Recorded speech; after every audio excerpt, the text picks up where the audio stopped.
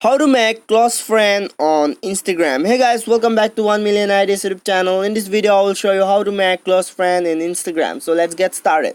So first you have to go to your Instagram application, and then after going to Instagram application you have to go to your profile icon here. So let me click to my profile icon, and then after this what you have to do is just click on the um, three days option. So let me click here, and then you can see here an option as close friends option. So just click on close friends, and then your list is 0 and your suggest is 0. So what you have to do is just let me search for my friend. So you can see here my friends. So if you want to add to your friend list or a close friend, then just click on the add option here. You can see here add option, so just click add, and then scroll down. You can see here your